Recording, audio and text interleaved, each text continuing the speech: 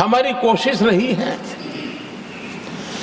कि भारत के पास जो भी संसाधन है उन संसाधनों का ऑप्टिमम यूटिलाइजेशन किया जाए। भारत के पास जो समय है उस समय का भी बर्बादी से बचा करके पल पल का उपयोग देश की प्रगति के लिए, जन सामान्य के कल्याण के लिए, उसी पर वो खर्च हो। और इसलिए हमने एक अप्रोच अपनाया, सैचुरेशन का अप्रोच।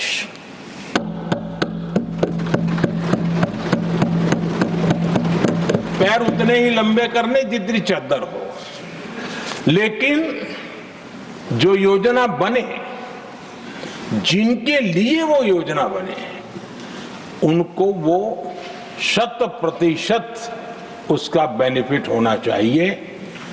किसी को दिया, किसी को नहीं दिया, किसी को लटका करके रखा और उसको हमेशा प्रताड़ित करते रखना और उसको निराशा की गर्त में धकेल देना, उन सिचुएशन से हमने बाहर आकर के सैचुरेशन अप्रोच की ओर हमारे काम को आगे बढ़ाया है।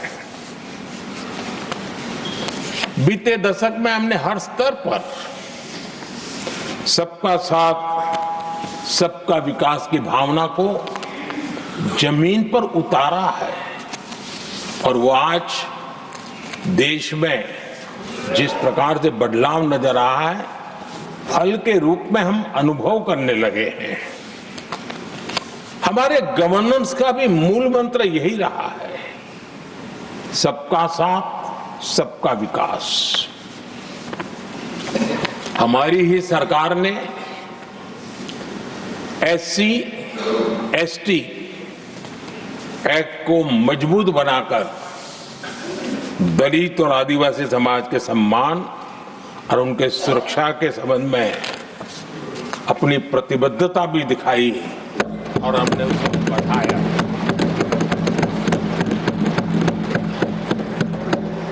आदरणीय सभापति जी, आज जातिवाद का जहर फैलाने के लिए भरपूर प्रयास हो रहा है, लेकिन 3 दशक तक दोनों सदन के OBC MPs और सभी दलों के OBC MPs सरकारों से मांग करते रहे थे कि OBC आयोग को संवैधानिक दर्जा दिया जाए। ठुकरा दिया गया, इनकार किया गया, क्योंकि शायद उस समय उनकी राजनीति को ये सूट नहीं करता होगा,